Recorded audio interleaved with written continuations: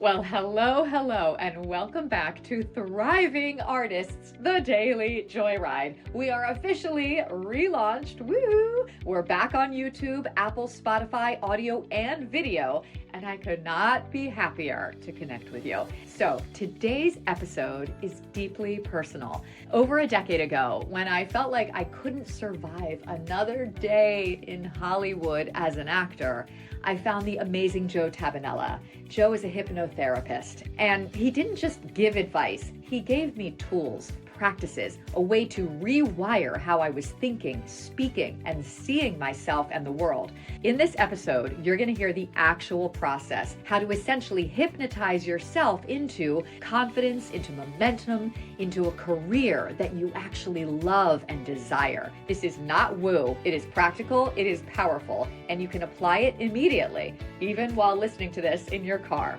And if you're feeling lit up by this conversation, I want you in the room with us. We're having our Spring Actors Showcase. It's happening March 4th at 8 p.m. at the Victory Theater Center in Burbank. It is free, so come on along and see how this work works with some of the most incredible actors I've ever had the privilege to work with in the hands of the most extraordinary writers in the cosmos.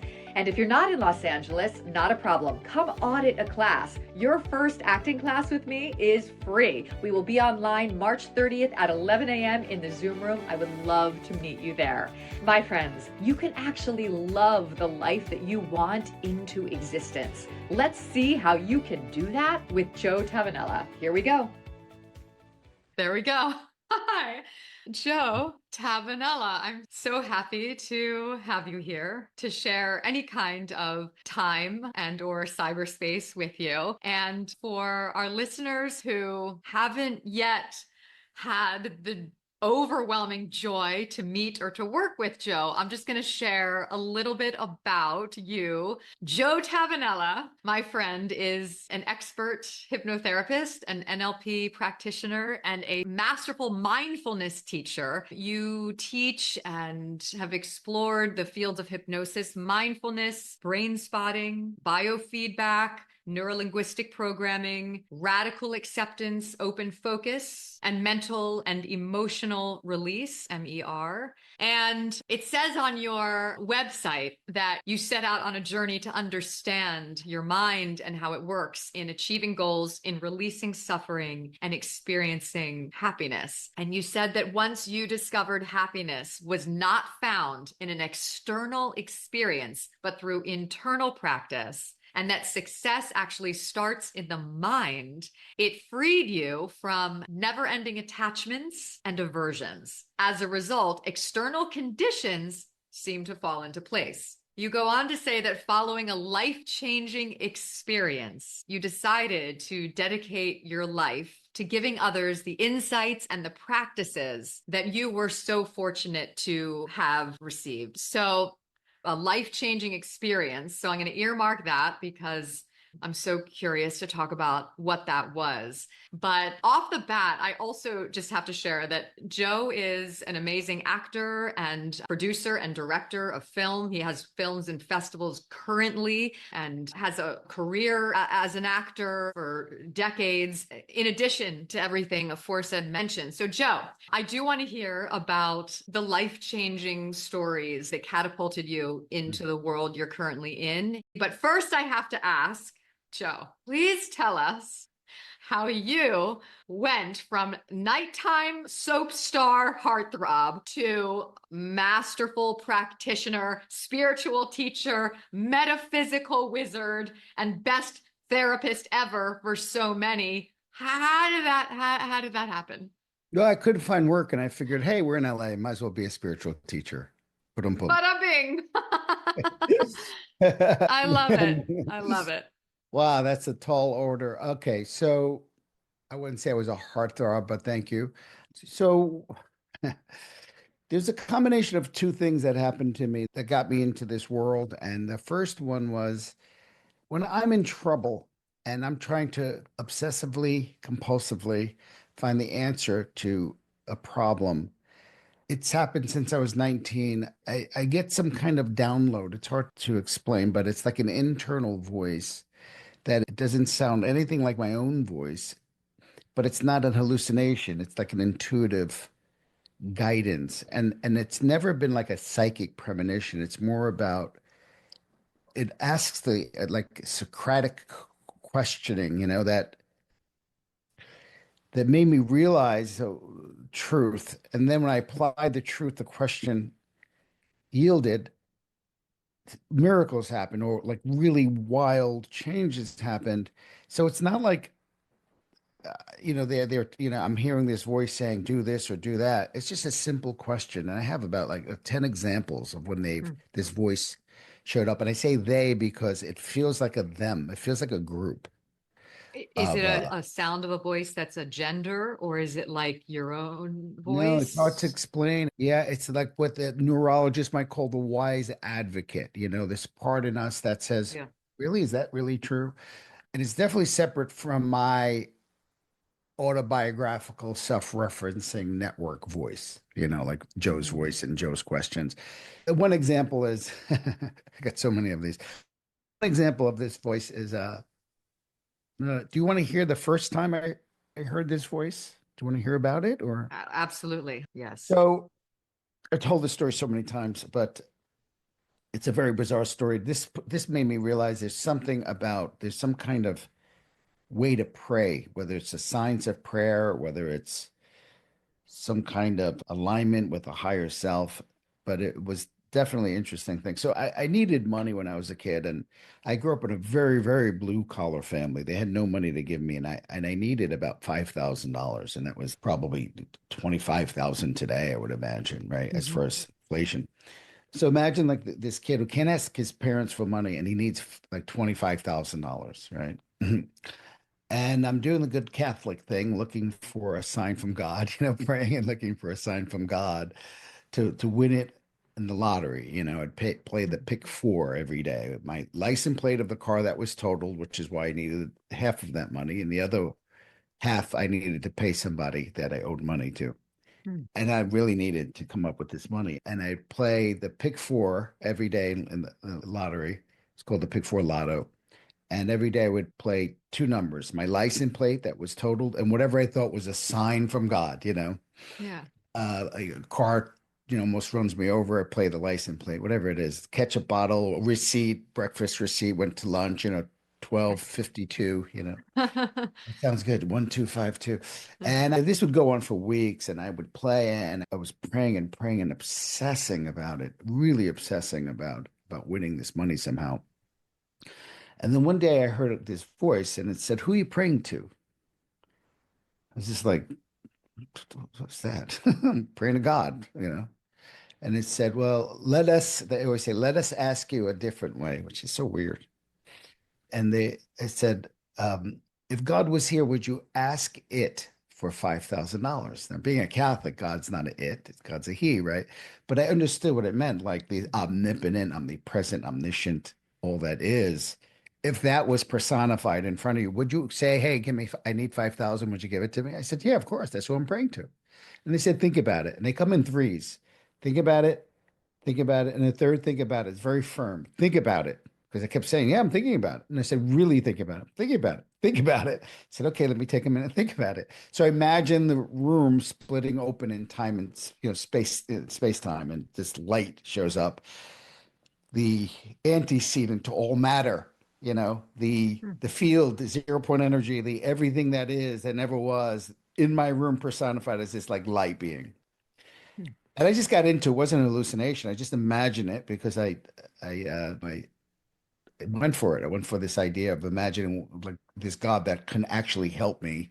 What would it be like that is everything and it affects everything. And in that moment, I surrendered and I suddenly realized I was part of this thing called God. And I realized I was the people who were picking the lottery balls. I was the guy I owed money to. I was the fear I had in my body. I was the car I wanted. I was the car that was totaled. I was the person who was going to sell me the next car. I was the lottery balls themselves. I was everything. I became everything. And I just said, and I remember surrendering and saying, "Oh, it's all me. So I'm done wanting. I'm done. I'm done wanting whatever you want. This thing that is everything that is me, whatever you want, I'm going to align with that will rather than my brain's will, my human brain's will. Whatever that meant. I just said, I'm going to stop wanting. I'm going to stop thinking I'm separate. I'm going to stop wishing something was or wasn't. Very Buddhist idea, Mm. of just being with everything. And so I was done. And I was no longer in my head. I was in my body in the present moment. And you would describe it as having a oneness with Yeah. all, With and that all the that is. all and all that is, was, or will be, and that you were one with the oneness. So Yeah. it was one Yeah. life, one There's energy no that you were, separation. It's like I'm no me, I'm separation. sure, I'm you, Um, do you know what got I mean? it. There's no Yeah. attachment or aversion. Because you were the $5,000. You were the, Exactly. Like got it. imagine these two arms. If I forgot they were connected to me because of an illusion of separation, right? I would be really afraid of this arm, maybe, and I'd really be wanting this arm.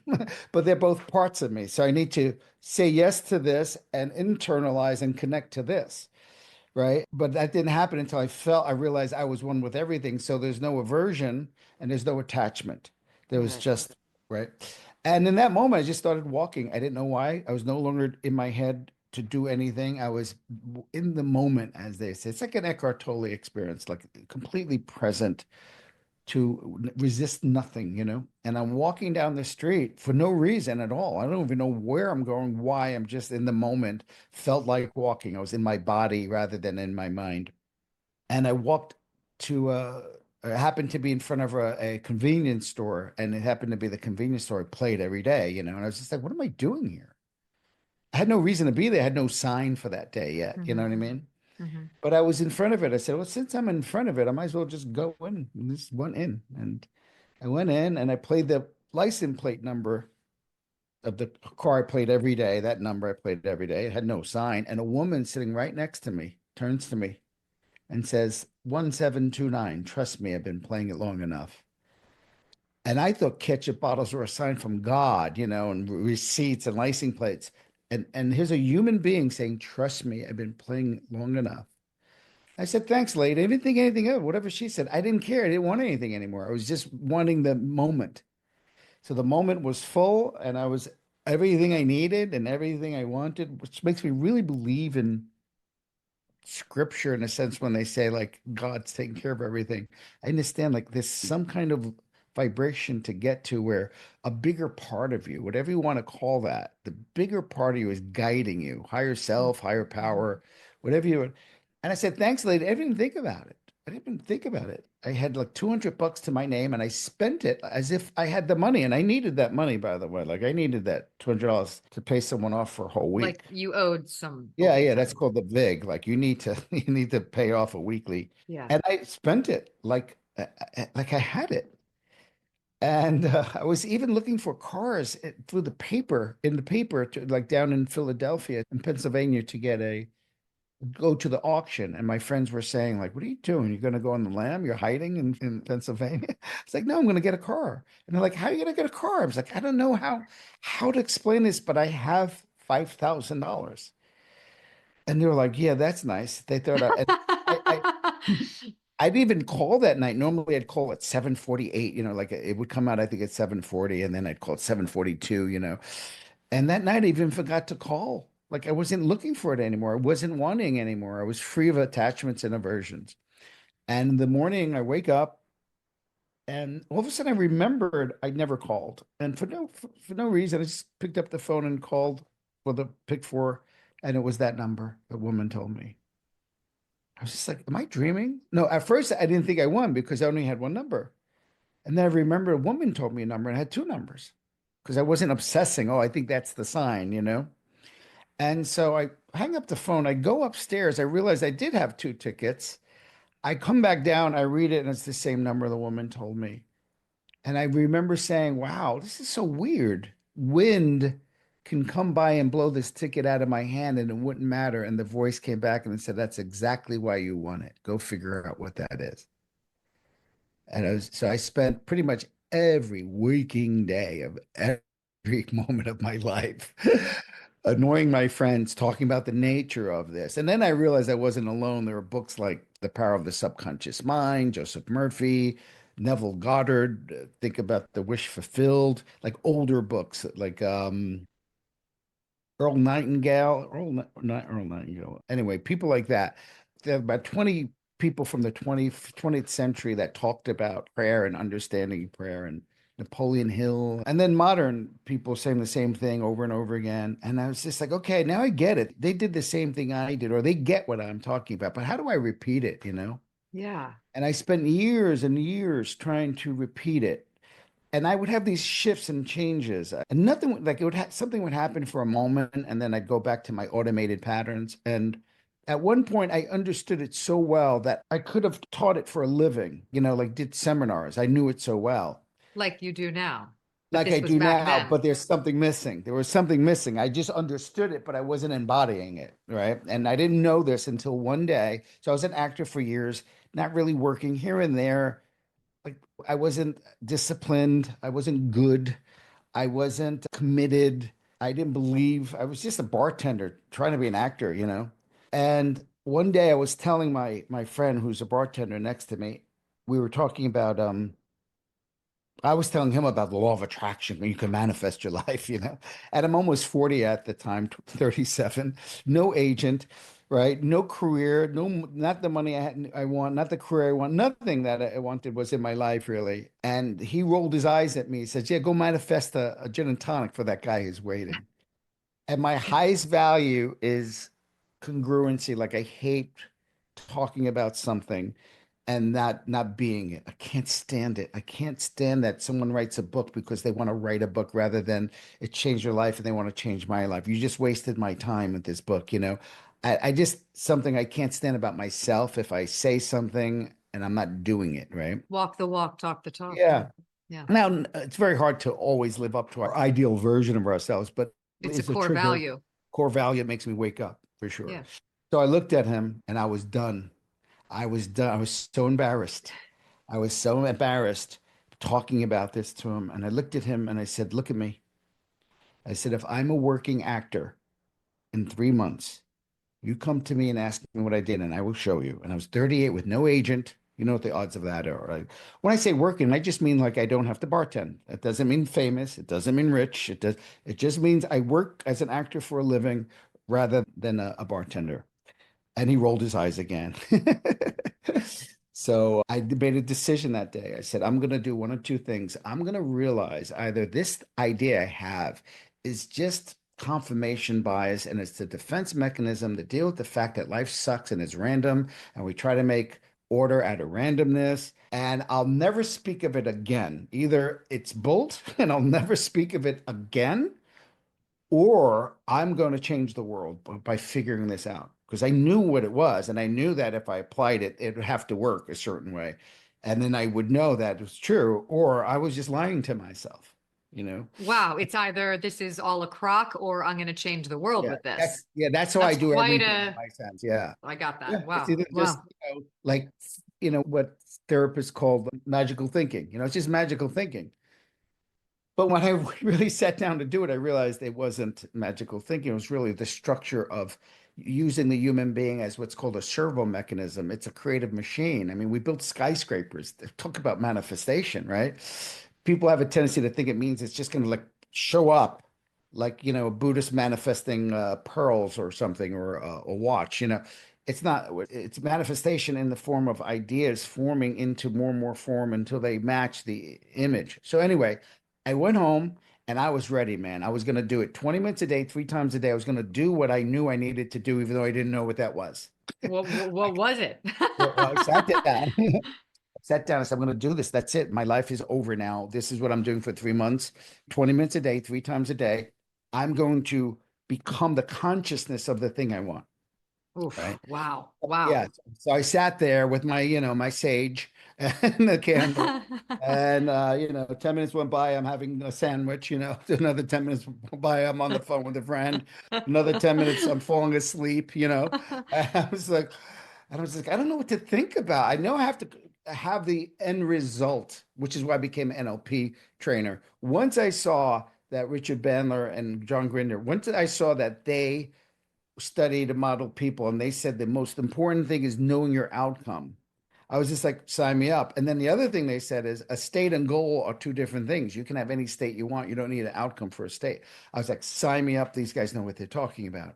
And then the reverse engineering, go to the last step and go backwards, because I did that with another issue, but that's something else. I'll just stay with this one. So I'm sitting there and I know I have to think of what I want, but my brain is going crazy. Well, I don't know what the script's going to be. I'm going to be talking words that I don't know what the word's going to be. How am I going to know what that is? Well, I don't know if it's a movie or TV show. I don't know. I don't make the hiring. They hire me, and I'm all over the place. And I don't know what my evidence procedure is, meaning how do I know I'm successful? Like you would if you're building a table, you better know what the table looks like before you Yeah. start, right? Or you're Yeah. just going to be nailing wood together for no reason. You have to have an endpoint so the brain can exit out of intention and back to automation. It needs to know that we in automation or we in creative intention, right? So I'm going crazy thinking about how do I know that I'm an actor? I don't know. And so that's when the voices came back and they said, just choose one scene because I didn't know what I was thinking about. And they said, because I didn't even know what to focus on. And they said, choose one scene that tells you you are a working actor, that your goal has been, Achieved, realized, realized. achieved, yeah, manifest.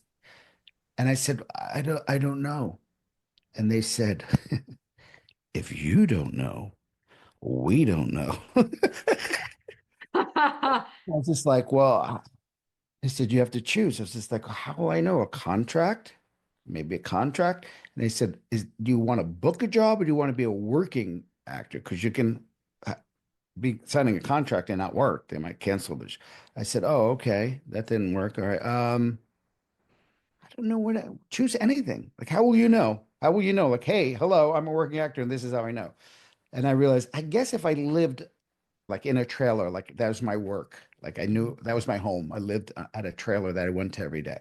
In one of those trailers for. And they said, good, choose that. I was like, choose that? Like, what do you mean? Yeah, just imagine you're there. And I wasn't a very good visualizer, but because of mime, I was good with kinesthetic imagination. So I got a sense there was a trailer, but I can feel the bag, my bag on my shoulder. The weight, you always have a bag, with a speaker in it or scripted in, so maybe some juice that you're bringing home, you're juicing, and Bag then of walking tricks. up the steps and opening the door, closing the door, and then dropping the bag. And I said, okay, I did that. Now what? They said, just do that. I said, that's not acting. They said, just do that. That's your evidence, right? I said, yeah, just do that. I said, how long? You said 20 minutes a day, 3 times a day. So do it for 20 minutes a day, 3 times a day. You're the one who gave yourself the criteria. And it was just like, oh, that's it? Just do that. And the first thing I realized when I started doing that is what they were really whatever my higher wisdom was telling me. I don't want to sound like I'm talking to spirits, but maybe, I don't know. Very Definitely clear. are. They're much smarter than me. Like, there's a part of my brain much smarter than me. How's that? Okay. Perfect. First thing, I'll just say they for the higher version of my brain for those scientists out there. So the Yeah. first thing I realized is that they might as well just have told me, just focus on your breath for 20 minutes a day, 3 times a day, meaning sink your teeth, your focal teeth into something so you're in charge of your focus and not your brain in charge of you. So I said, oh, okay. So for 20 minutes, I was able to use my 5 senses. It started to grow. First, I would drop the bag. Then I would hear, it's quiet on the set. Then I would like smell coffee on the table there. And I would touch the script and then see the script and, maybe see some color. So my brain could not give me an experience because I was too busy giving my brain an experience. So rather my program running my experience, which is my focal point being absorbed in my program, that's good. They're actually talking right now. They just gave me that sentence. I'm I sorry. got this. Like I that, I got just this. got that sentence. Rather than my brain giving me an experience to be absorbed in, I was absorbing in something in my imagination. So my brain had no choice but to have my experience. So that's the first thing I was learning is the power of focus. Hmm. Second thing I was learning was the power of disengagement and devaluing existing patterns that I've focused on either through attachments or aversions, meaning, well, that's not going to happen. How's that going to happen? Well, you got to bartend tomorrow night. I mean, how do you don't have an agent. How are you going to be working? I mean, you're done. You're almost 40 years old. It's like what? And every time they would come up, I would disengage and go deeper. So now I understand hypnosis and left right hemisphere to some extent and resistance. What I was doing is by using all five senses, my left critical analysis and objective part of my brain couldn't do anything because when you use five senses, it goes right past the left hemisphere into the right and into the body as an experience. And so by using five senses and then disengaging anytime a thought pulled me, I would disengage, relax. I don't fight it. I just disengaged like birds flying through the sky. I just let go. And then in its wake, I went deeper into my choice of focus, which is over and over and over again. So I was like a Buddhist monk just focusing on their breath. I was just focusing on an experience. So rather than disengaging from the patterns through breath, I disengaged from the patterns through focusing on something which would be creating a new pattern, which is manifestation or creation rather than just disengagement from old creations. I kept doing it and doing it. And the first thing I realized is that at least for 20 minutes a day, I was having the experience I thought I wanted so bad. Big deal. There's just electrons. What's the big deal? It's just sight, smell, taste. It wasn't any big deal, but at least I was in control of it. Second thing I realized when I was bartending after about 10 days of this, I realized I wasn't a bartender thinking about acting. I was now an actor who happened to be behind the bar. Yeah. Like I was started thinking as yesterday was me on the set and tomorrow will be on the set. And this moment was no longer a bartender moment. It wasn't like, oh, there's that guy from last week who tipped me $50. And I wonder how next Sunday will be on that new promotion. It was more like, oh, is this in the moment? But any thought about the past, present, or future was about being on a set. So that was a second thing that was happening. And then after about 2 weeks of this, then it hit me. I'm doing it. Now I'm very familiar. I'm familiar with the sounds of the set. I'm tasting it, smelling it, and touching it. And all of a sudden I hear a knock on the door. It's like I shined a light on a parallel universe and now it's opening for me. And I hear a knock on the door and all of a sudden the door opens it and the girl comes in with a headset and goes, "We're ready for you, Mr. Tabbanella." And I was just like, who is this? What do I do now? This flooded your imagination? Yeah, it's like built on the pattern I had. I just kept walking in for 20 minutes nonstop, 3 times a day. And all of a sudden it grew from it. It's like the scene opened up, and someone knocked on the door. Now it's being added rather than me creating it. And I said, what do I do now? And they said, now get what you really want from it. I start walking out. I said, what is that? Well, you're the one who wants it. Decide. I said, well, what do you want? What would make you happy? I don't know. I was almost embarrassed to say that I wanted to be welcomed. Yeah. And they said, now create that. Notice that. I'm like, really? Is that okay? Like, yeah. It's your creation. Don't you want to be welcomed? So I walk into set and I see the director going, there he is. Oh, we saw the dailies yesterday. Oh my God, we're so happy. And I started building on that and cut and the DP doing this through the lens, and cut the grips giving you a fist bump, and the grips like you're good because they're very, very sharp. You know what I mean? They know shit a mile away. And then the other actor going, oh my God, and then cut and people laughing, cut people. And I felt so amazing. I realized I'd never felt that amazing before. And all it was a feeling of relaxation into being loved and welcomed. And I realized in that moment, I was never feeling that feeling. It was weird for me because what it really did is let go of emotions I didn't even know I was holding of not being welcomed. Because the question is, why was that so amazing to be that welcomed in my nervous system? Why was it so foreign? Not amazing, so foreign, because it wasn't that great. It's just the other stuff was gone. I felt like it belonged. I said, why is that? I was the most sought after bartender in New York and LA. Like I was wanted, I was needed, I was valuable. Why is this different? And I realized I was working so hard to be valuable because I didn't feel the energy of being valued inside because I felt the feeling of shame of being rejected inside. So I was trying to manipulate the world, in parts integration, they call that, or in internal family systems, they call that managing, managing the world to not wake that baby that I'm a piece of shit and no one cares about me, have no value. So I worked hard to change the world, to manipulate it, but I never integrated the part of me that didn't really feel good enough and had to fight so hard. And now I'm imagining people loving me, and it's a different feeling. And I locked that in. And all of a sudden, after 3 months of locking that in, I realized I was going to stay in this feeling no matter what. It's a longer story, but I got to the feeling of realizing that that's what I've been looking for my whole life is presence. Because it's just presence. It's not like eureka. I'm just like no longer wanting. I feel loved. I feel included. I feel relaxed in that. And literally that day, 3 months later, I don't know if it was 3 months, but that day when I locked in, and it was about 3 months later, I'm on a series, like on a nighttime soap opera. No big deal. But to me, it was so weird the way it happened. It was like the lottery. Like I did something and then something shifted. I made a change and then something shifted. And then it just kept going and going. I was like this Jedi Knight. I was able to just intend something the same way over. I can go on for my law of attraction class. I go on for literally an hour and a half talking about these stories so it gets in people's subconscious about what's possible. And anyway, I kept doing it and doing it. And at one point, then I booked another one after that the same way. And all these things happened. And I spent more time helping the extras figure out what I just did than I was working on my part. And I realized I should be doing this for a living. Yeah. And so that's how I transitioned. A very long answer to a simple question, but that's how I transitioned. Then I got sick. I thought I was going to die. And when I came back, I was like, do I want to go back to acting or do I want to really make a difference? And I got this email from a college for hypnosis, 20 minutes from my home. And I said, college for hypnosis. They want to do that for years. And that's what I did, basically hypnotize myself over and over again. And then I was just like, once I went to the school, I was just like, sign me up.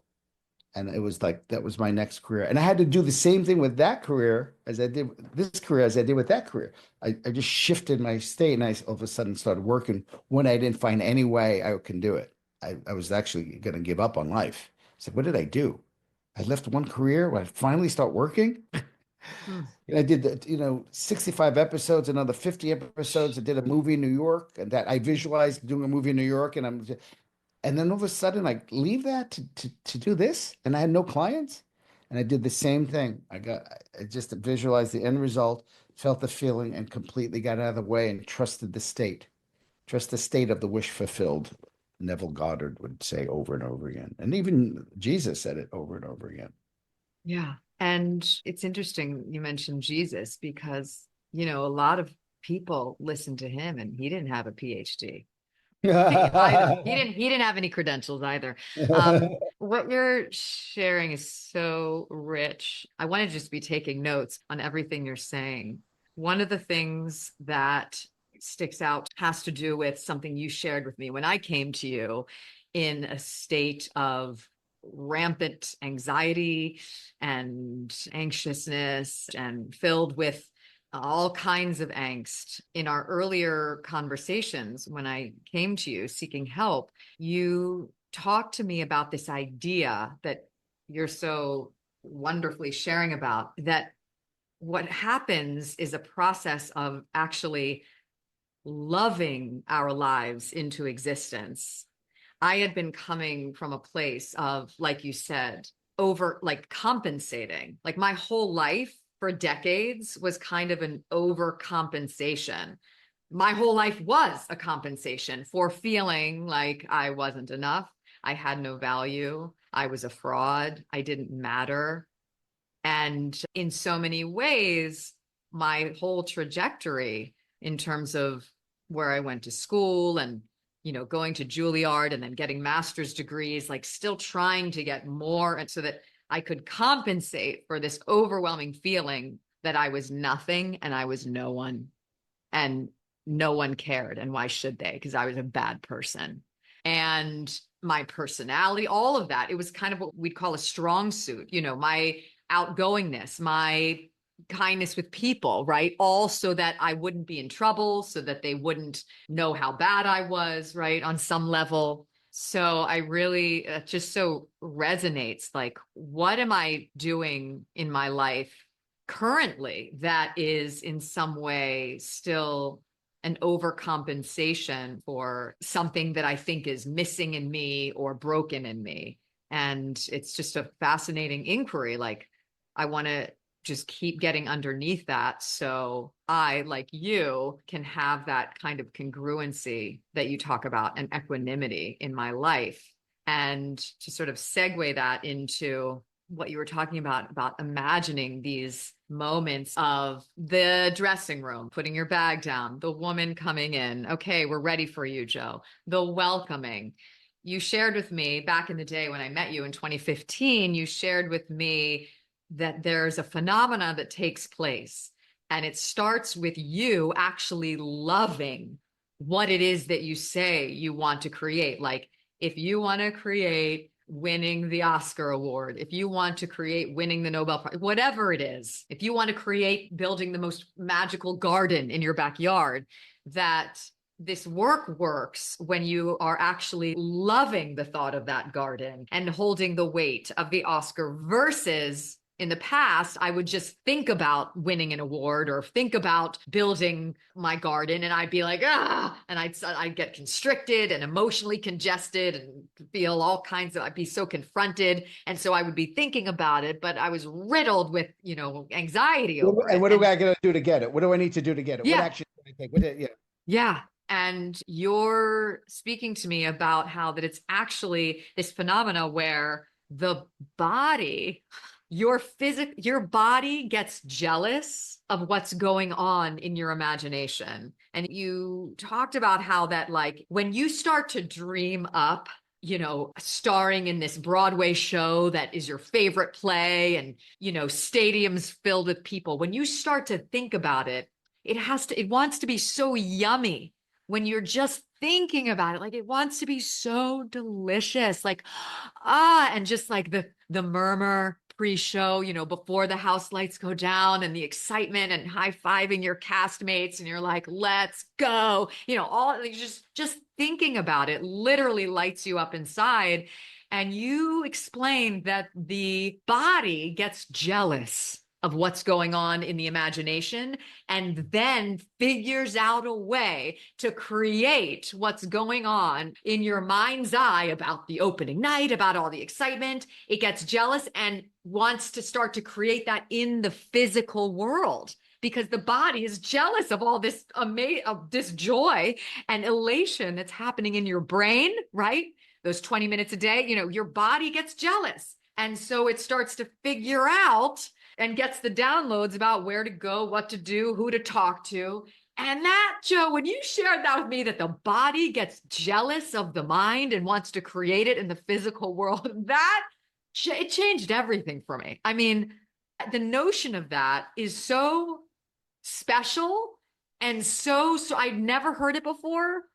And it also made more sense to me than anything ever had before, and the 27 years of classical therapy with wonderful psychologists. But the difference when I would leave your sessions, Joe, that was different from all the other therapy and all the other kinds of things that I had tried before meeting you, is that when I left your office, every time, 100% of the time, after being guided through these hypnotherapeutic modalities and all the things that we would do, I left there actually feeling better. And not just better than when I came in, but like I had a whole new life.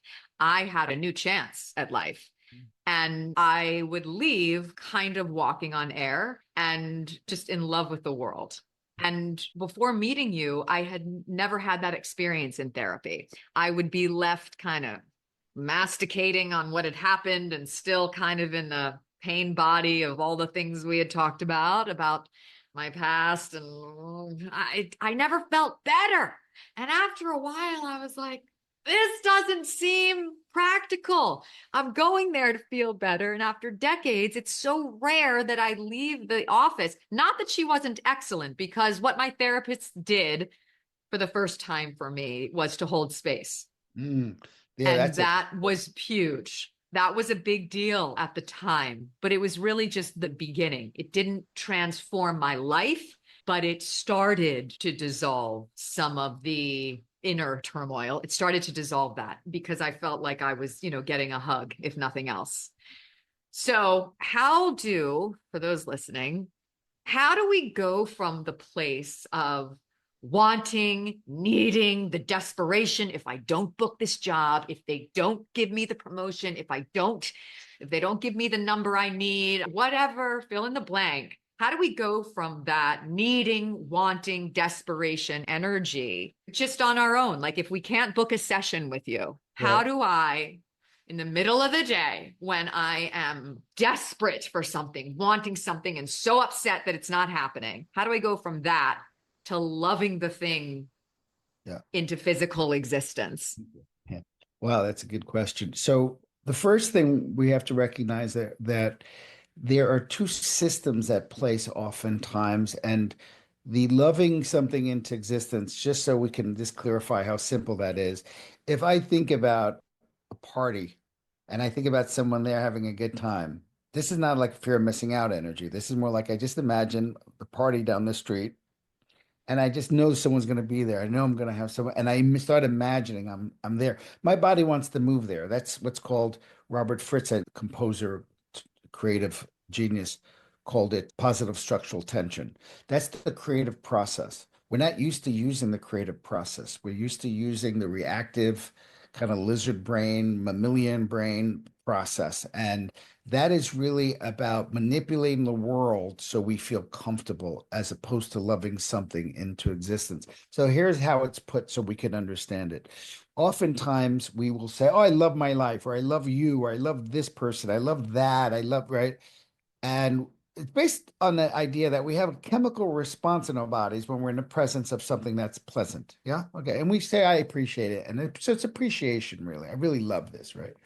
And so someone who's very mechanistic and works in that model will say, you just need to appreciate more to have a great life, which makes sense. If someone brings me a cup of coffee, I'm going to really take a moment to appreciate. So my life is filled with appreciation, right? And there's nothing wrong with that because I'm creating more experiences to love life and love people and love situations by noticing what's good and what I appreciate.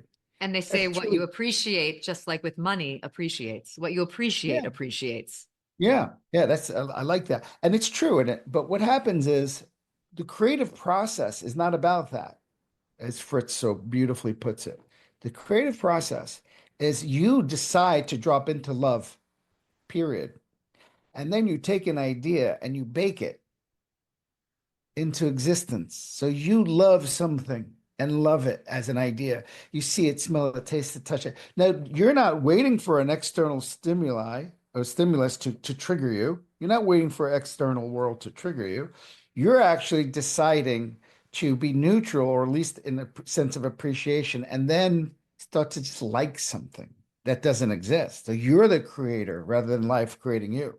So now you have an idea, whether it be a skyscraper, anything, a friend's party, whatever, an outfit you want, and you start doing that. Now, once you do that and you open your eyes and there's a clear juxtaposition between what you are enjoying and what is, that creates that jealousy, so to speak. It creates a pulling, what's called positive structural tension, which means that I want to keep going through a feedback loop to get closer to the thing. And the closer I get, you know that game, hot, cold, cold, hot, colder, hotter? That's exactly how manifestation creation works.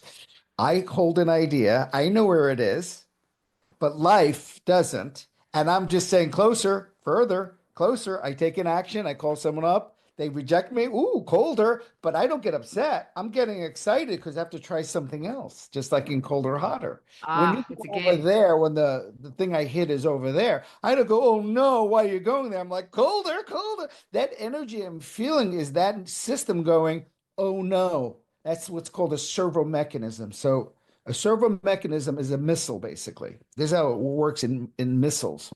So the missile has a GPS point, but it's not going to go right to the point. There's going to be wind. There's going to be things it has to go around. So it has two things in place, where it's going and where it is. If you have too much of only where it is with no where it's going, then there's no direction. It's like being on a cruise ship without going to Bali or anything. You're just wandering aimlessly, right? Mhm. But if you're too locked in on Bali, you can't enjoy the ride because you're not being present to what is. And if you if there's an iceberg and you're going this way, and suddenly you lose it, you go the wrong way. So what we need to do is behave just like a missile, which is we have a GPS point, so we're always aware of where we're headed, but Mhm. we're very well aware of the present moment because the senses in that missile have to be really clear to where it is in contrast to where it's going in So it order knows to its target. adjust. Exactly. So if the missile's going this way and it's supposed to be going this way, it's going to know. And then because the senses are very clear and it's not going this way, it goes, the thrust moves this way and it's going this way and it goes too far this way. So it keeps going back and forth. No matter where it is, it knows it needs to adjust based on the GPS point.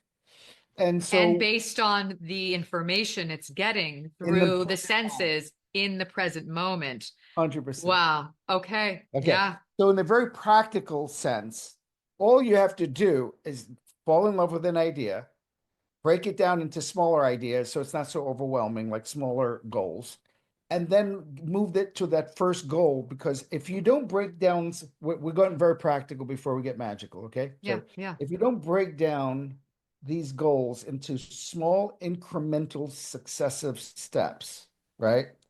The brain feels it's too much of a chasm. It Yeah. needs to feel like it's like, how do I build a house? But if I take a house and look at the end and start reverse engineering it, I take off the paint and then the shingles on the roof and then the plywood. Oh, and now if I reverse engineer it, now I know how to build a house, right? So in our systems that we live in, these systems are built for us. You got your high school, then you get your bachelor's, then you get your master's, then you get your PhD, and then you work at a university. So you just know the route. So you're okay. If you're going to be a doctor, you know you're going to be a doctor. As long as you show up and you work hard, you know you're going to get there, right? Because you've given a promise of how to get there. But when you try to create on your own without a promise, you have to do that for yourself. You have to go, I want to be a movie star. Okay. I want to be a movie star. Fantastic. How do I get there? How am I getting $5 million a year? Well, I did a movie and they gave me a million and made 80 million. Okay. Well, how'd you get a movie for a million? I I was opposite a star and they played opposite me and they only gave me about 300,000, but I really stood out in the movie and they gave me my own movie for a million. Okay. How'd you get there? I had really, really good parts in really big movies. How'd you get there? I had really big parts and okay. I had small parts in big movies. How'd you get there? I had really big parts and leads in independent films that went through festivals. How'd you get there? I did a whole bunch of independent movies and I go, how'd you get there? I was doing plays and I started auditioning for how'd you get there? I got really good as an actor. How'd you get there? Went to acting class. And now This is you've brilliant. bridged the chasm. So Yeah, now and you've created high school, college, master's, yeah, PhD, your own structures and milestones or milestones and promises, yeah. incremental success.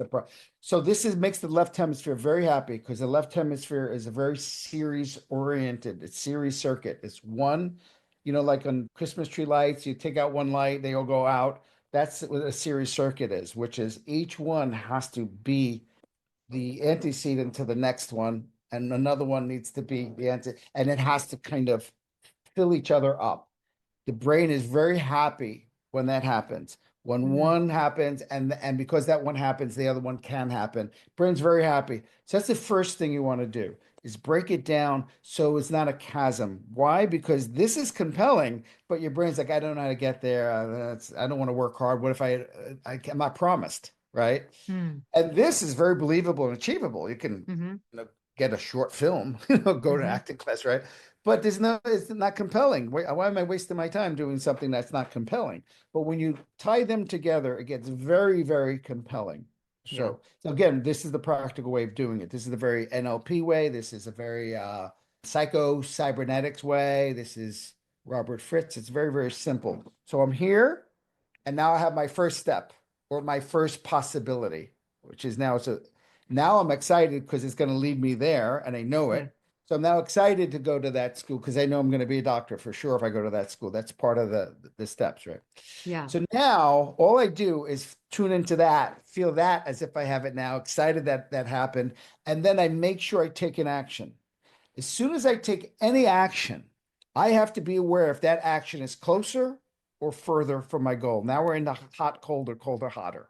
Mm-hmm. At any point, if you don't like the results of the action, you lost your goal. You should love it no matter what, because you just knew that you need to do something else. You did the wrong thing is a good thing. Mm-hmm. It's called feedback, right? Feedback. So you keep moving. If you don't know what to do, then you just try things until you get closer. If you don't know if you're getting closer or not, then you just keep moving until you feel yourself getting closer. But you keep it in your awareness all the time. And you That make sure you're aware of where you are now. You make sure you're aware you're not like fooling yourself to where you are now. So the brain feels that structural tension building and saying, hey, we don't have that thing. Let's go and get it. And so it becomes an appreciation and then it starts to become desire. That's positive structural tension. And we'll talk about in a minute why people don't live like that. But go ahead. You're going to say something. you talked about the magical component, because that is something that the brain can go, yeah, I got that. You've given me the steps, the milestones along the way. My brain can grab onto that. But then there's this whole other element of the energetics Yeah. inside of that grid. And that's the magical piece that you referred to, because we don't live in a logical universe. The brain needs logic, but as you know, we live in a biological universe, a biological really an energetic universe. So it seems to me that in some ways, that which you described when you were sitting in your room at 19 and became the oneness with every possibility that's right. There ever was no action existed. step there. There was no action. There was no action step. And it sounds to me like there's a marriage there that is the lock and key, because 100%. one without the other ain't going to get it done. That without being a receptor or a receiver to the oneness, to the all that ever was, is, and will be. By the way, the Hebrew word for God is Adonai, and Adonai being the word for God, when you break down the word Adonai, the Hebrew word, means all that is, was, or will be. That's what the word God means in the Hebrew language. So these two ways of going about it seem to need to get married to move the needle.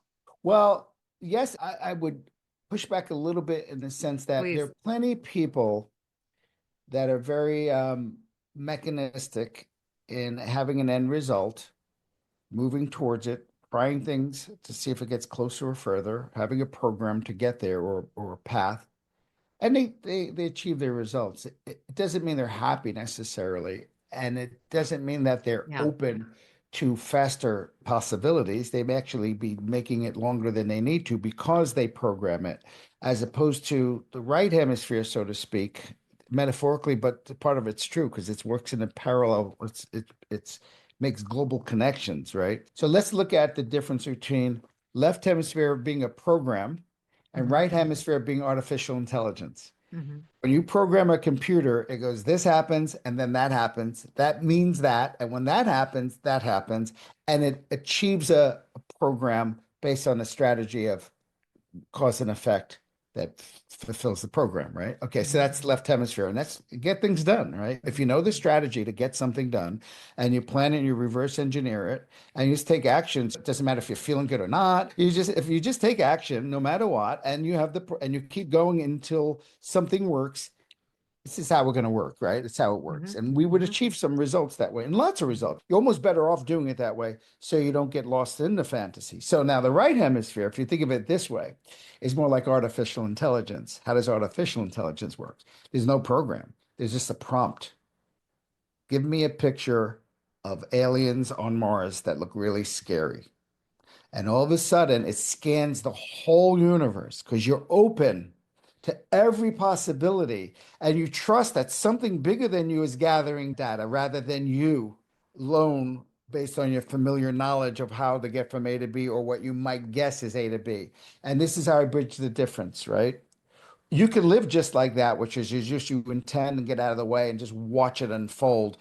And you don't even have to take those actions closer or further. You can't help but take them if you're doing it correctly. If you have a contrast between what you love and the jealousy builds, your body and brain will start moving. And when you're out of the way, you're more likely to take the action like going to the lottery store like I did, that you wouldn't guess to take. So the more out of the way, the better. But what happens if you're too much out of the way, we could get lost in fantasy and people don't take any action at all. So you're the opposite of that person. You're an action-oriented person. You need to get out of the way a little bit more. Some people need to get in the way a little bit more, like just to pretend to be taking action, just to show their brain they're in an intentional state rather than some fantasy state. So Mm-hmm. here's how you split the difference. So if I reverse engineer, let's use acting, for example, since you're an actor, right? And they're here, and we reverse engineering them all the way back to they just, came to LA from, they got it off a bus from Kansas. Okay, they're here. And we have that reverse engineering. We have like acting class. They're really confident. They did some shorts. They did a play. An agent showed up to the play. So sending them out. They got some co-stars that started working. They got their first guest star. Wow, everyone talked about them. They're getting known they're getting these guest stars. Now they got a part in a movie because of that. And now the bigger part. Now they're a movie star. Okay, they got that. Now we get them over here again in hypnosis or in light trance. And we say, now remember, this is all good. But some people come right off a bus and meet someone in a coffee shop at Starbucks and become a working actor overnight. Mm-hmm. So now, can you be open to the ways you didn't even know that you didn't know you didn't know you didn't know, and be open to any possibility? So that tells the brain to go into artificial intelligence or universal intelligence mode rather than just programming mode. So now you got a program running for sure to make you feel safe, but you open up to access the impossible data your brain could not possibly come up with based on its known associations and information. So now it's scanning because you're out of the way and you're using yourself like artificial intelligence, but instead it's universal intelligence. And when you split the difference, you're in this place of limitless possibilities rather than it has to be like that. And I call that person, didn't work. Part of my plan. It's more like every moment's getting closer. Now, if you do the first way in the right way, meaning you're taking action and you're enjoying the process and you're feeling that wonderful feeling and you're happy to adjust and adapt, knowing it's on, trusting you're getting there, you're in a sense accessing the universal intelligence within that little mini goal. But if you bring it to the big goal and say, by the way, I don't need to go here. Let's just see if there's a way we can get it that way. And then something happens out of nowhere and you get a phone call. And that's the weird part about it. It's not just an action you take, it's a call you get. It's an idea that comes from nowhere. It's a chance meeting in a Starbucks. It's that kind of thing that always fascinated me. It's walking into a store, meeting a woman who turned out to be my best friend's mom, never met her. And turned out to be, she's a very religious person. And she would pray every day to be of service. And here I am praying and connecting to God, and she's praying every day to be of service. And she bumps into me and tells me the numbers of her address at the time. I think it's breathtaking. And I also think we can live in that space where we are connected to the infinite field, the all-knowing that can continue to give us, if we can stay open, these messages, these seeming coincidences, these unimaginable, the most mystical and unimaginable, like I never could have predicted kinds of things are starting to happen on the daily in Wow. my world. Like these unbelievable mystical experiences. And my new practice in the morning is like, bring it. Like I expect something magical and mystical to happen to me today. And I'm sort of just like this positive expectation that you tuning have into talked it, about. yeah. Yeah. And I'm like tuning in, right? Becoming the radio receiver, receptive to that infinite field, like working toward my good, working toward our good. And I think that's a possibility. It's just sometimes it's so hard to get over the wall, all the humanness and feeling like, I spent most of my life thinking that I was in trouble and thinking that when other people were upset, it meant I mean, the codependency was just rife. Like, it's all about like, I'm not okay unless they're okay. And if they're in trouble, that means I must be in trouble. There was so much of that. That's a whole other conversation about the mechanics of codependency, but it's all inside of like, how do we free ourselves enough so that we can get tapped in, tuned in, turned on to what else is possible, which is where I think life is really at. I think that's where the aliveness of life is really at. Well, that's what I was getting into next now. So the reason why people don't live like that, that's how we learn to walk. This is how we learn to talk. This is how we learn to write the alphabet. And then all of a sudden it stops because we learn to do these things, which is walking, talking, and writing and reading. And then people just tell us to do things, and there's no more creative process. The creative process starts to die. We become an obedient process of like doing what we already know how to do to not be in trouble, right? Yeah. And so the reason why, and again, Fritz puts this beautifully, which is oftentimes most of our real estate in our brain, most of the unconscious actions and stressors and behaviors are driven by this axis called the hope to live up to my idealized version of myself. So while I'm trying to do this, I'm making sure I live up to this. I'm a good person. I'm a kind person. I'm responsible. I'm authentic. I'm beautiful. I'm productive. Right? And so what happens is because we're trying to live up to something you can't really live up to all the It's time. exhausting. It's exhausting. And as soon as it's threatened, it creates a tension. So the tension resolution is about doing that, right?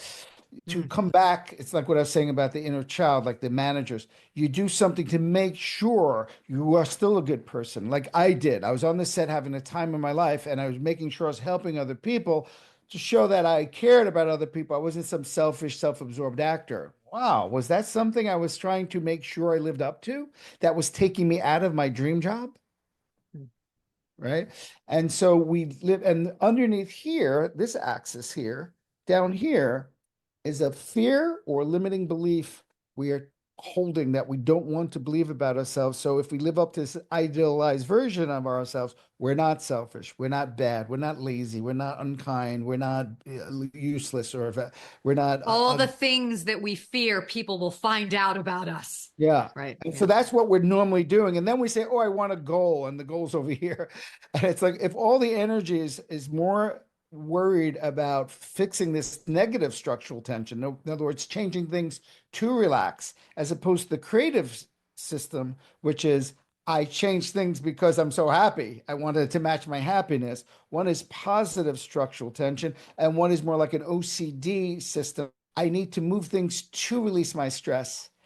And then so I have to keep manipulating the world to be comfortable. Here, I'm comfortable no matter what. I'm manipulating the world to match my comfort. It's literally the difference between spending your life on earth in suffering or spending it in ease, freedom, joy. 100%. It's literally the difference. Yeah, 100%. This is an example I give when I'm at the rehab. I'll do this sometimes, or if I'm in my office, I'll use a sandbag cornhole game. And I'll show them that's the creative process. You think about it, you fall in love with the sandbag going into your heart, and then you put it over there, and you just keep going, and it feels so good because you're relaxing and focusing at the same time. And most people, when they focus, they're stressed. When they relax, they don't. So they learn to be like that child where even the pursuit of the experience feels so good. But then I show them this piece, right? I say, now let's say my highest value that I'm trying to live up to, which is really trying to hide from a fear or belief, right? Is that I'm a good person. Now I go to create my life with the sandbag and I say, oh, did you want to go first? Did you want to go? Did you sure? Okay. And then I get 2 or 3 in and someone claps and I go, oh, it's okay. You're going to be better than me. I mean, I've been doing this a while. You're going to be great, because I'm afraid that I'm going to look selfish or rude, arrogant or whatever. Whatever. And so now I just drop the creative process because of some unprocessed belief or emotion that I've been spending my time trying to avoid and fight and manipulate. And therefore, I never really have this wonderful creative process of creating the life that I want. You just like abandoned yourself right in the middle of the game. You just like walked off the field of your own life. You're like, that's it. I have to make sure that this person on the sidelines doesn't think I'm a jerk. So I forfeit. Yeah. And I think that is so pervasive. I mean, I certainly see it in show business where, there's so much need to please everyone else that people literally stop themselves in their tracks from pleasing themselves creatively, from actually pleasing themselves creatively, which is why they got into the sandbox in the first place. And so it's the studies, under microscopes, they look at the cell and the mitochondria of the cell, the engine of the cell, and the energetics of the human body. And it turns out that when we are in a conversation, any conversation that's diminishing of our energy, like I'm tired, I'm exhausted, I haven't had enough sleep, that the antidote to that is to actually play more, stay up later and turn on some music and dance, because the cell rejuvenates itself. Like on a cellular tiny, like the engine of the cell gets more energy by playing. Like the expression gives it more expression, which I think is such a fascinating phenomenon, and also so relevant, to being an actor. It is called a play, and that being in the play gives forth more play that we share with the whole audience. There's so much play going on in you that you want to share it with stadiums of people. Like go back to being childlike, not childish, because it doesn't work to be a selfish jerk. It doesn't work really that well in life for too long, but that sense of play and freedom. So how can we get over that wanting feeling? Yes. And in a broader sense, how can we help in a very divided time, in a very divided world? Yeah. How can we help ourselves toward this sense of love and ease and presence? How can we help ourselves and the world? Well, you'll have to ask Ramana Maharshi for that. But well, let me ask you personally, if you could give one thing to the world right now, what would you give to the world right now? If I can give to the world right now, I would help them to see that they're creating their life in their heads. It's not in the world, and they will look for it in the world if it's in their minds. If they're in a sense of separation, I would help them to understand how they work. And it would help them to understand that the moment is real, not what your brain is telling you that the moment is. And to deal with anything, you want to deal with the vision of the life you want, not hating the life you think is happening because the news told you it's happening. So focusing on the life you want. For example, remember Live Aid? We are the world, when we said food, right? So what do we Live Aid? Yeah. So we see people starving, triggers a stress response. That's not a positive image, that's a negative image. Hands across America, yeah. Yeah, we get stressed. We send food. A lot of it never even got there anyway, and money never get there anyway. That's another story. But we get excited because we're nervous. We send food, we see them eating, and then the structural tension drops. There's no reason. So there's no vision of those communities thriving, for example, in that situation. There's no vision of self-sustaining happiness that we're going to now figure out how to get there. We're just reacting to a trigger that we don't like. And so when people respond to a stimulus they don't like, they're just reacting to something. And half the time it's distorted in the brain based on the information coming in anyway.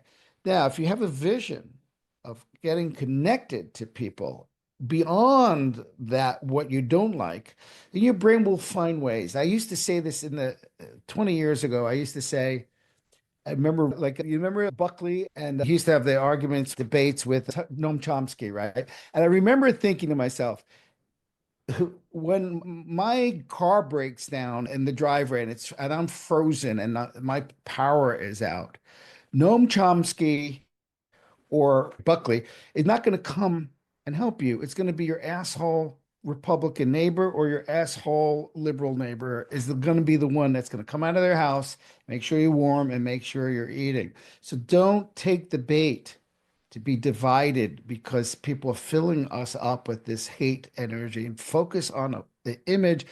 And then you can kick ass for sure, but make sure it's a positive image that you're moving towards rather than reaction. It's like projecting a zombie and then shooting it. Meanwhile, we're projecting the zombie to shoot.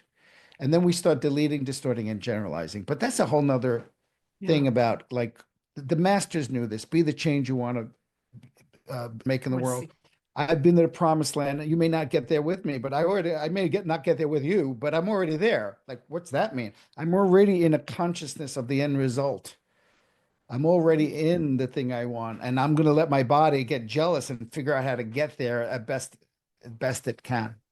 You taught me something so invaluable toward that end about holding the vision, which was that I often show up with a lot of energy that works for a lot of people. And for some people, it can be repellent or scary, or it's like they want to put, I'm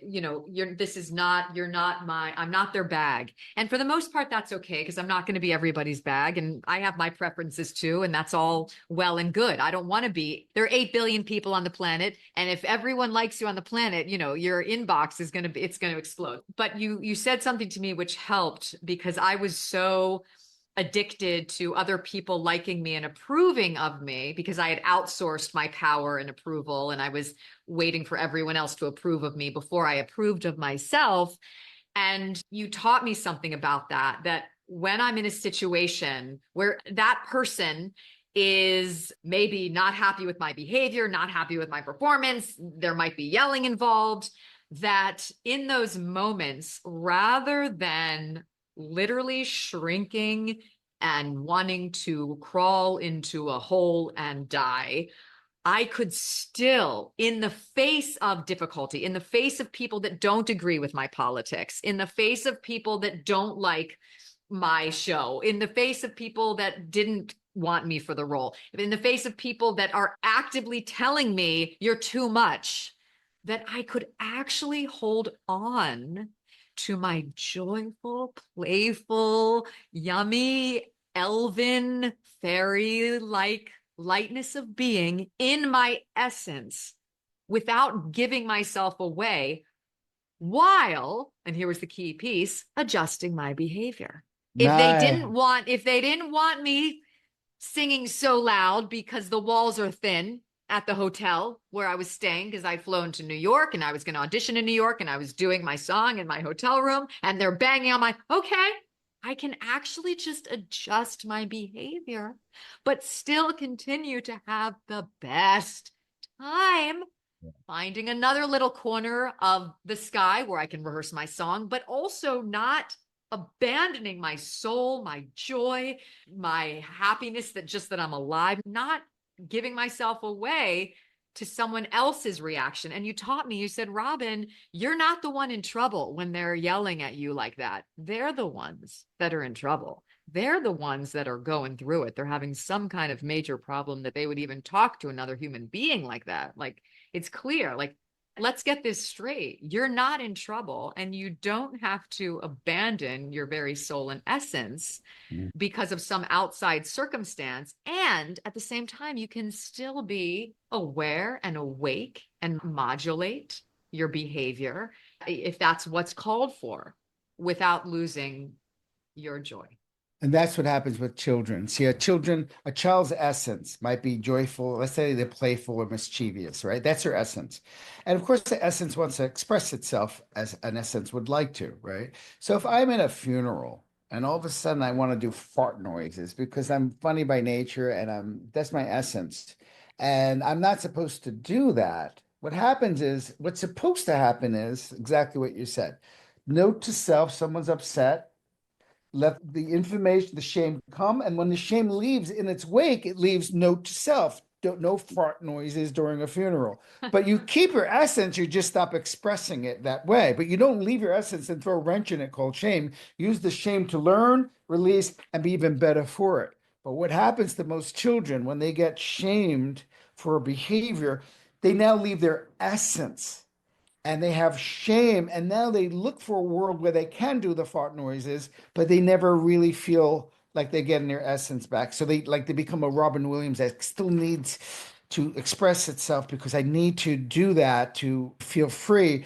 But the shame underneath, or the hurt of not being valuable, not being funny, or being inappropriately funny, when that emotion leaves, the child has lost their essence and the soul leaves and the emotion stays and its function stays. Now we're back to that axis right here of I need to now be a good person. I need to really show how kind I am, how good I am, how respectful I am.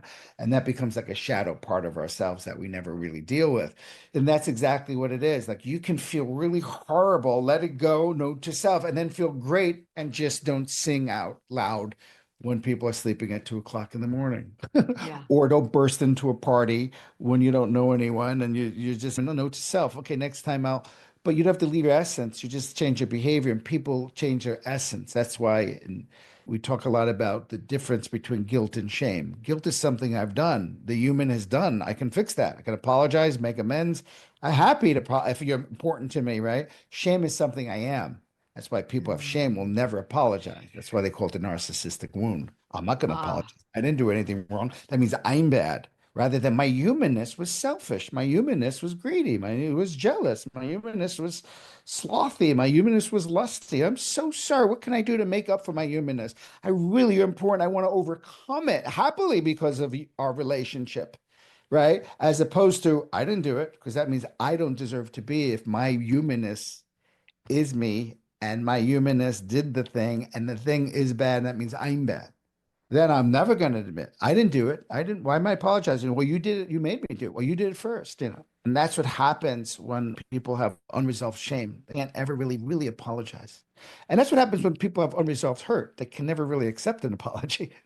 They can never really accept it because they want to hold on to their hurt. They can't let it go because they can't accept the fact that somebody who doesn't want to apologize or can or not capable. and so about that, or the penultimate thing, what are your thoughts then on feeling? Like feel like I think need to feel. I think it's the best thing. Like I love when you cry, not you personally, but like when my students or there's a breakthrough, I love those healing. I love those tears. No one's going to like those tears more than me when we're in class, because I'm like, yes, because I can feel that emotional congestion holding them down. And I mean, I can feel it lifting. So are you a proponent then? And can you talk about how we can start to release some of that shame and hurt that lodges us in a story of pain and despair? What's his name? He said it beautifully.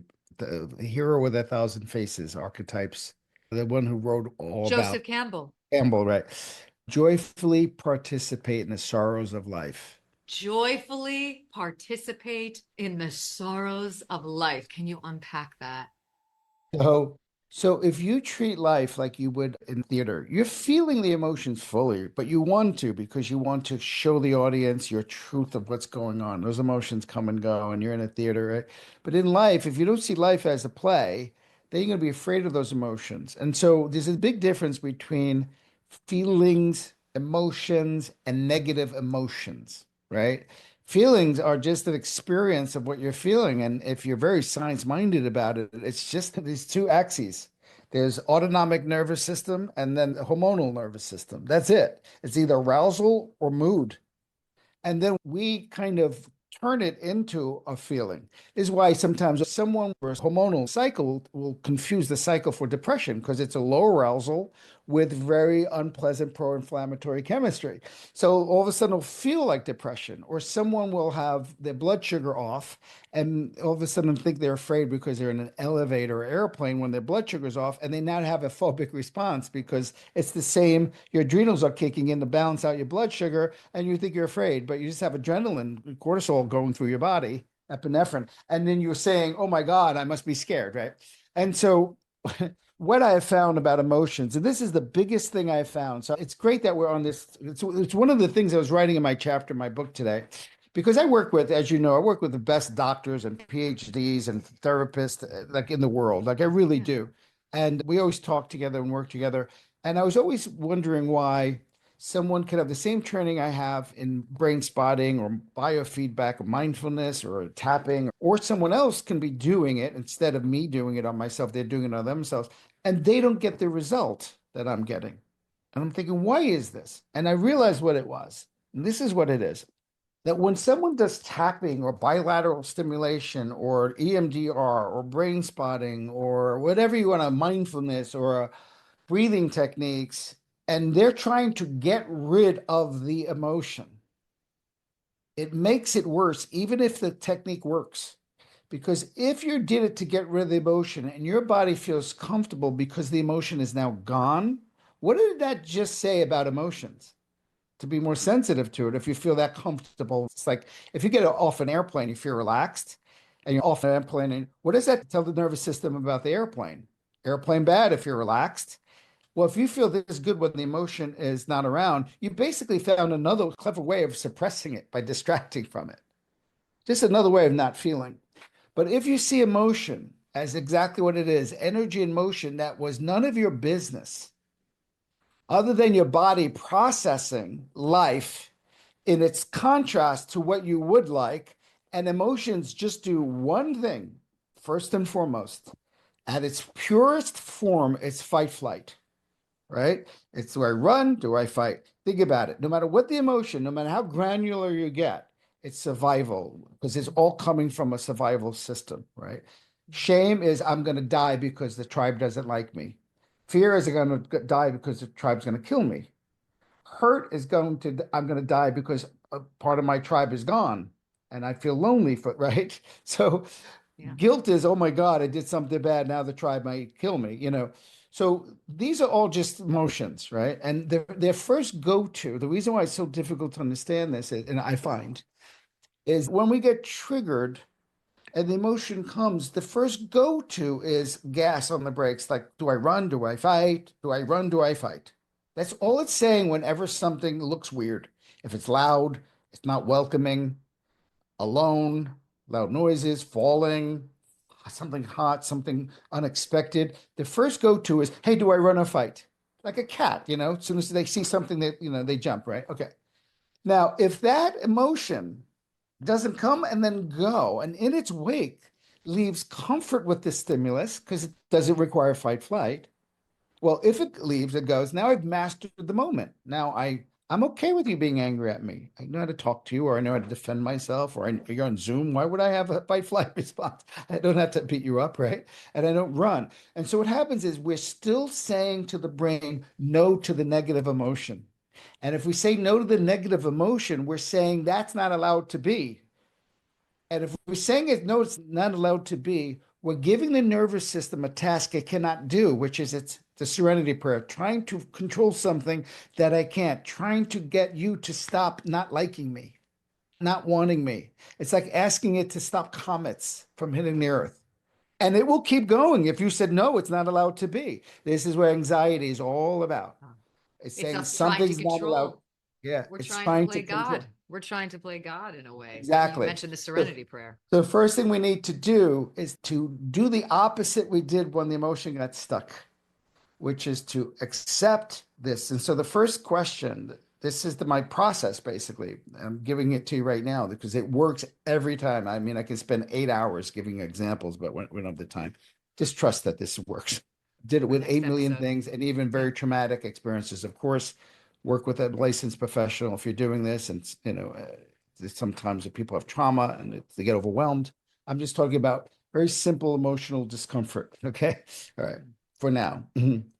So what happens is when a moment happens and you have an emotion 2 seconds or 3 seconds after, let's say 5 minutes after the event is over, you're in charge of that experience, not that life. You've created it because you haven't mastered it.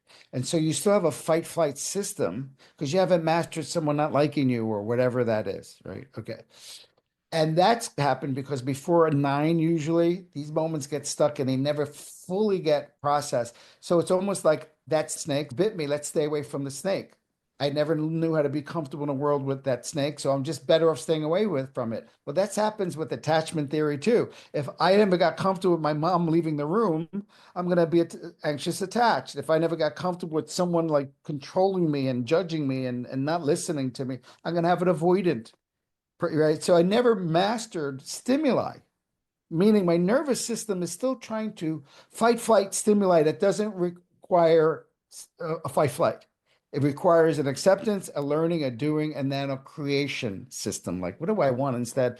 And overcoming it. So first thing you do is you realize you did three things when it got stuck, and you're going to reverse the three things. First thing you did when it got stuck is you held your breath. There's too much data coming at you, right? When it first happened. Second thing you did is you tense your muscles. Right? This is like a biofeedback idea. Third thing you did is give it a meaning. And then from that, you now created this adaptations, maladapted behaviors to make sure you don't have that experience again. Manipulation, hiding, whatever it is. Okay. So when a moment is happening you don't like, you say to yourself, wow, it's still happening. So I must be creating. I haven't mastered it. I'm still in a fight flight emotion of trying to fix that and saying it's not allowed to be. Great. Now I have an opportunity to master a moment. So that's the first thing. And you realize you're mastering something before 9, usually, like 90% of the times before 9 years old. All right. So you go, great. Okay, great. So first thing I need to make sure, does this require fight flight? Like, do I really need to beat this person up because they're smirking at me? Do I need to run for the hills because someone said, no, if they're not chasing me with something, I don't need that blood to go into my arms or legs. That's what the anxiety is. Because fight flight's not anxiety, it's empowering. If you ever started running from someone shooting at you, it goes from fear to power. If you're ever afraid to hit someone and get into a fight and all of a sudden you start fighting, it's power. It's that alarm that says, where do I go? Do I shun blood into the legs for running, arms for fighting? What is this? It's like it's a Ferrari with the gas, but you're still neutral. How do we release that then? How do we release that? Right. So the first thing you do, ask yourself, do I need to run a fight to deal with this? And if the answer is no, which it is 99% of the time, say, okay, great. So what do I need to accept now that I can't control so I can at least relax? It doesn't mean you like it. It means you're accepting its existence and you're not trying to fight flight it. You're not accepting with your mind, you're accepting with your nervous system. And so the first thing you need to accept is that some people will just not like me because I just bugged them. Okay, great. Does that have a right to exist? Yes or no? Better, because it's data. Your body's got to process something in order to fix it. Okay. Second thing is, does my body have a right to process this? Now, this is the mindfulness and the reframe. Does my body have a right to process it without my tension, without holding my breath, without giving it meaning, forever and ever and ever? And you imagine this comes from the Sedona method. You open doors on that place in your chest or stomach and its respective areas on your back, and you feel the energy moving through you, and you really feel like you're invisible and that's a river, or you're a cave and those are bats. And your job is to get comfortable with the bats, not get rid of them. So if you're doing tapping or bilateral stimulation or brain spotting or breathing, you're saying yes to them. You're getting comfortable with them so they can leave. You're giving them permission rather than trying to get them to leave. They're wanting to leave. It's your resistance to them that made them stay. So you keep letting them move and you keep doing that over and over. And sometimes that has taken me 40 minutes. Sometimes when it was really, really traumatic, like we're talking about life trauma, it took me 8 hours. But normally it takes about 20 minutes, 40 minutes, 10 minutes. Now it takes a couple of minutes. And you just stay there. You keep seeing it. It's another form of what's called internal family systems, meaning you're hanging out with the scared child rather than pushing them down. You're integrating them. You're bearing witness to them without judging them. And so that energy and that child that got stuck gets to move finally. That's what I call emotion energy. And you keep waiting. At one point, you'll feel it starting to get looser and looser. You might even see some memories coming up that are associated with that pattern that you never mastered, and maybe even the root. But you just keep keeping the doors open, and the more intense it gets, the more spacious you get. The more spacious you get, the more intense it gets. The more intense it gets, the more comfortable you get. So you're showing it like you're not afraid of it. You're getting comfortable with it. It keeps moving and moving and moving. Now, at one point, you find yourself stepping out of the system, letting it continue. So you're no longer judging the river of data or bats, whatever metaphor works. And now you're outside the river of data, right? Okay. Now you're going to go up the river outside the cave, and you're going to see a scene that is the opposite of this scene. So someone applauding you rather than judging you, whatever that is. Someone rather than rejecting you, someone, whatever that is, right? And you see the scene. It's just there. It's nothing you create. It's just there by virtue of the fact that you don't like that. You would have to know there's an opposite. And it's just there playing like a loop. And now you step into it. You start loving it. Now, the first thing your brain's going to do, and this is what I've figured out that really works. The first thing your brain's going to do is going to say, that's not going to happen. She's not going to do that. He's not going to do that. They're not going to do it, right? Because it's trying to get you to hold on to the autobiographical self-referencing network, like what you know was you and what you expect, right? And when that happens, the first thing you do is you say to it, I'm not trying to make anything happen. I'm just enjoying this. The other thing's not happening. I'm in a room by myself. No one's rejecting me right in a second. So I'm not trying to make anything happen. You trick the brain that way. So it lets the experience in, ergo hypnosis. You're absorbing in a new idea. Second thing it's going to do is as you start to enjoy this and relax into it and acquiesce to it, all the other deeper emotions are going to come up, and your brain's going to say, yeah, but what about the emotions that we've been judging for our whole life around the, I say, I just told you it has a right to come and go while I'm enjoying this. So it's dialectic there. You're tuning into one thing while the other thing is also moving. So you're loving something that's permanent and there, and the other is being welcomed. And you start seeing the other one become more holographic and this become more colorful. And then the third way to deal with it is to preempt the brain by simply saying, even if this shows up in the world, it's going to come and go. I'll like it because it matches me. I'll love it. A lot more of it, but it comes and goes too. If it was there 24 hours a day, I'd have a restraining order on someone loving me that, right? So I like it because it matches me. I love it, allow more of it, but it moves too. So the negative can move, the positive can move, and you tune more into the thing you're in love with rather than the thing you judge. And then the body and brain gets jealous and weird miracles. If you do that 100%, it may take 3 times, it may take six. You may think you've done it and then you get triggered again. But I am telling you, this is just my evidence, my experience. And if you do this 100%, where if the stimulus showed up, you would have, it would be like a doorknob. You may not like it, you may have to move it, or, but you would have no charge from it. Once you get to that place, I can almost guarantee you that positive image creates itself. It wants more of itself because the universe gets jealous when you're in love with something and it doesn't exist. That's nirvana. Yeah. That's like if I had the genie and 3 wishes, one of the wishes would be all those things that trigger me and make me crazy. If those somehow could be dismantled and melt away so that I could just move it aside, like opening up a door or closing a door without all of that. It occurs as miraculous. And yet at the same time, when you share about the process, you're like, yeah, I could do that. I could do that. I could be in, as you described, the flow of that. Yeah. With the letting go and the vision, and the letting go and enjoying the vision, and the letting go of the old and letting it process while enjoying, and then tripping the brain just by saying, hey, I'm just hanging out with this image. I'm not trying to do anything. And by the way, it's going to come and go anyway. I mean, I think that's how we can come into homeostasis finally. Yeah. Into the flow, which is, into the currency, the root word of current, money, currency, money. The root word is current, flow, and that's how you make $1 billion if you're just so, okay. Last piece, although I would like to do a marathon podcast. I don't know if that exists, but if we can love that into existence, like a 24-hour marathon podcast, this is just so juicy. I'll just ask you this, and then I'd love for you to share like where people can find you and have a session with you or go to your seminars. You have a beautiful membership. But the question is, preceding that, standing in 2035, what happened in the last 10 years, Joe, that you're just so excited and proud about?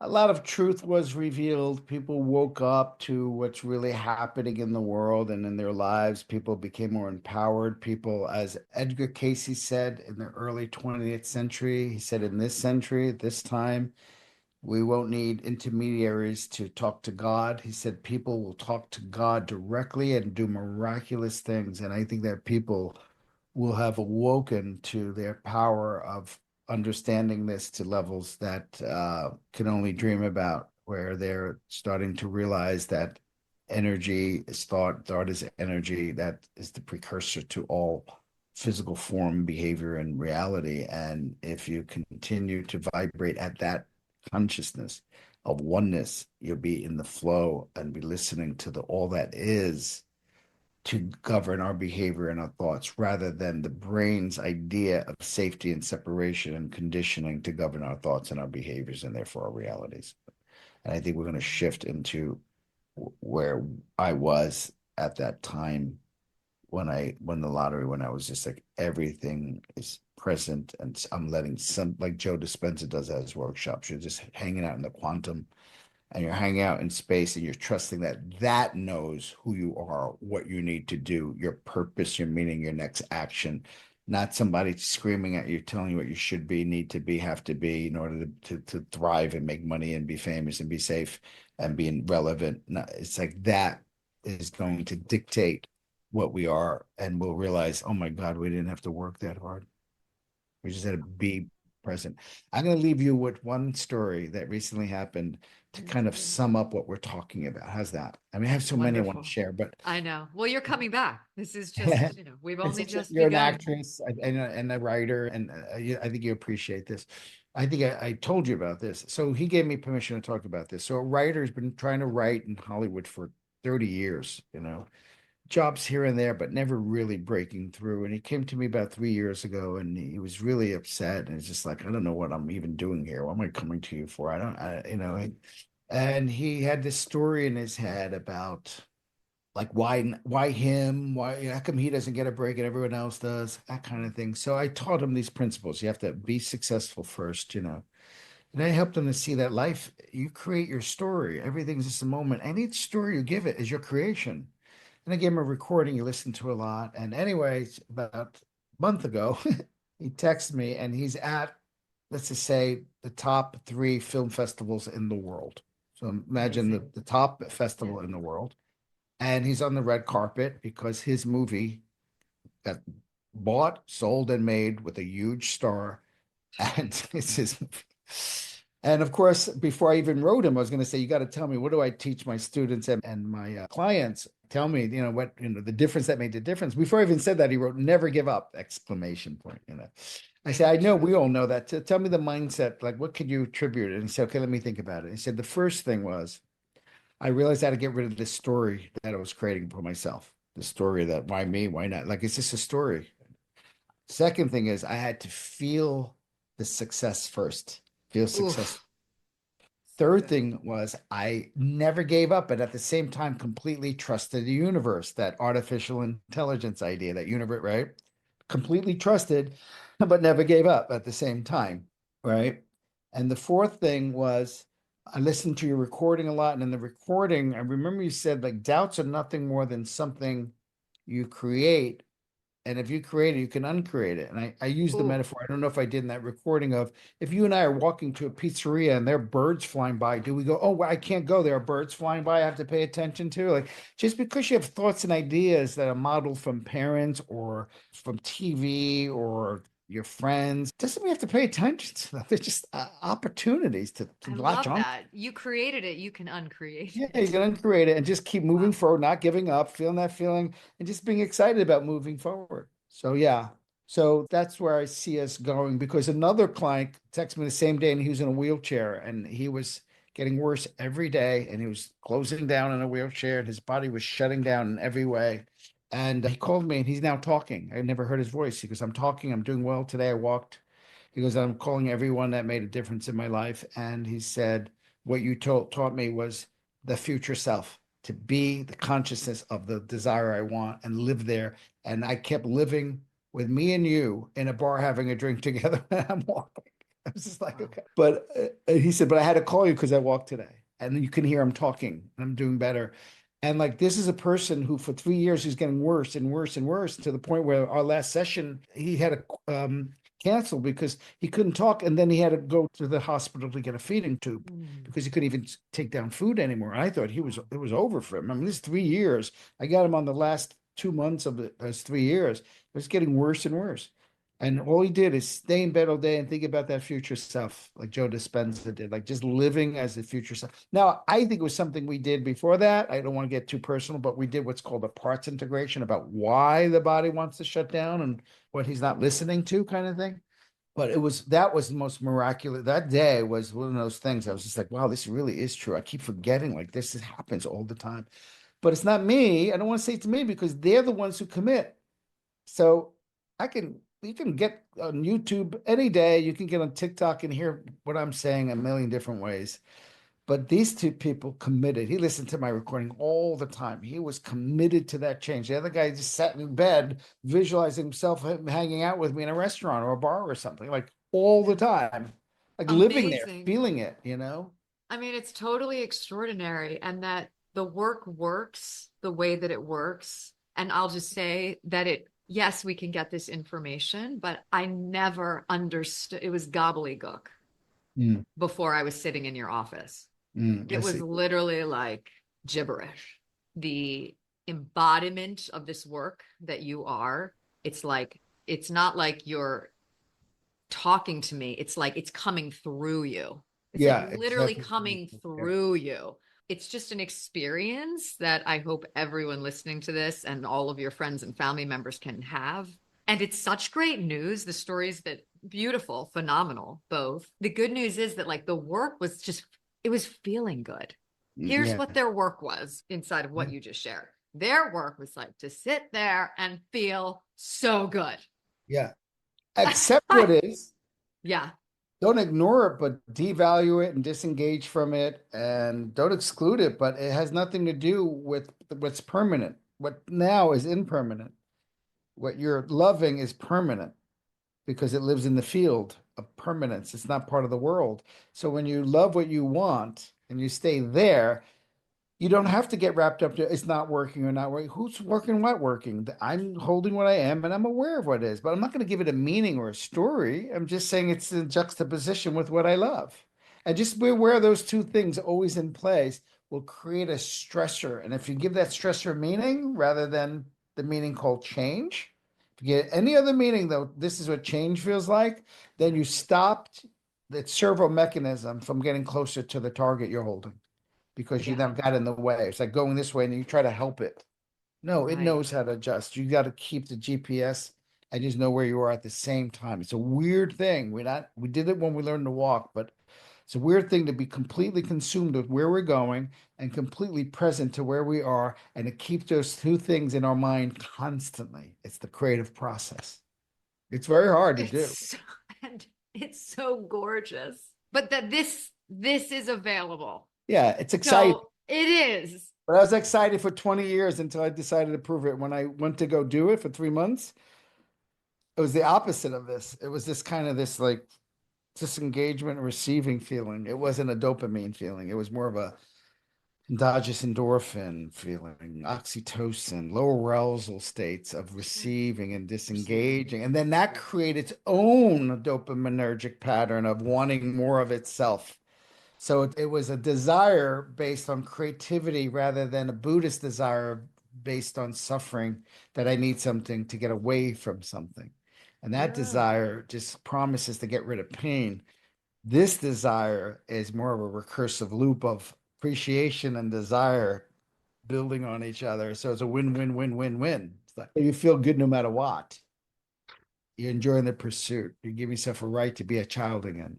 This is the mystical thing that I knew was going to happen when I looked up, when I looked to the heavens and said, something mystical is going to happen today. This is it. That I am literally in the throes of becoming, let's just say, a podcast producer that knows how to use an editing bay and create layers into programs that I've never even heard of, and watching tutorials. This is what I do for hours and hours a day. And I cry and I shake because it's me back in Maryland with my dad trying to get my math homework done, and I can't do it, and I'm crying. And to hear you walk us through this process, Joe, literally, you just walked me back home to myself. Mm. And And everyone else who's listening right I now, know for everyone else who's listening. and everyone else who's listening right now, I've walked them to falling asleep. Like, Not a chance. what's Not she a talking about? chance. Please let everyone know how they can be in touch with you, how they can work with you, how they can be a part of your community. I Yeah. get to be part of that community on Wednesday evenings, and I know there's so much more beyond that. And this is going to air in the new year. And I am so excited for people to have you on their side to do this work. So how can they find you? Well, my name's right there. So if you just put joetabbanella.com, you'll go to my website, and then you can either become a weekly member subscription where every Wednesday we do questions and answers, insights like this, and then meditation. I'm also putting a group together, and we're going to be doing these like 2-month groups. It might be a 3-month group. We're doing a beta group right now, test. And we all have a goal, and we all support each other's actions and meditations, and like kind of a little bit of accountability every day. And then we're going to like get that result in 3 months, or at least know that we're really close to it, because some results take 8 months, some take 3 years. But like they know the rhythm now, they where they're headed. So that will be happening. There will be emails going out. So at least subscribe. If you don't join the Wednesday night, subscribe to the email, because I'm about to do newsletters, and some of those newsletters will have that information. There's recordings on my website, of course, that you can download, GPS My Future and things like that. And on YouTube as well? Oh yeah, YouTube. You can find that on my website, I think. Great. And just to complete that piece, as I've been going through sometimes what feels like turmoil in creating this Daily Joyride podcast, what you just shared about just falling so in love with what I see for this. And when I think about the people that are going to get to hear this conversation and others like this on your website and on YouTube and in cyberspace everywhere, that fills me with the power of love that is so strong. It can get me through any editing tutorial that I have to go through, like no problem, no problem. Yeah, because you got that to let the other stuff move through, right? Yeah. Thank you. Thank you, Robyn. Joe. It's great seeing you again. Yeah, it is just awesome, and I so appreciate you in every language. So thank you. Grazie mille. Niente. Grazie più. Grazie. Shalom. And Molto gentile, molto gentile. Grazie mille per il regalo. Guest. Everything that you just said. Thank you. Thank you. Thank you. Bye. Thank you. Bye. Mwah. Till next time. Well, that was everything. Oh my goodness. I'm just reeling with the deliciousness and the delight of that conversation with Joe Tabbanella. Some of the takeaways: we want to keep in mind that juicy, yummy, delicious thing in our mind's eye as we process the uncomfortability and inside of that structural tension of where we are and where we want to go. We keep processing that emotion as we stay with that vision of where it's all going, which will pull us into actions and things that we can do and say that are going to get us there. Another takeaway: not having to give away our essence to anybody for anything, that we can hold on to ourselves while adjusting our behavior when it's called for to adjust. And getting that our body is often thinking that we're in trouble or there's a problem, or our body is having feelings of fight or flight, and continuing to use our minds to talk to our brains, letting our central nervous systems know that we're okay, it's all right, so that all that cortisol can drain out of us. Wow, and there's more. I'll post it in the show notes. But if you enjoyed or appreciated this episode, please share it with your friends. Subscribe to the Daily Joyride podcast for life-changing conversations like these.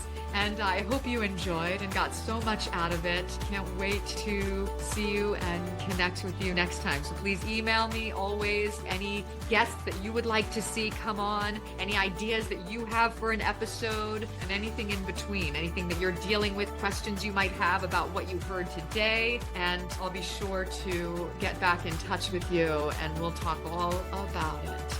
Till next time, much love and enjoy. Okay. Mwah.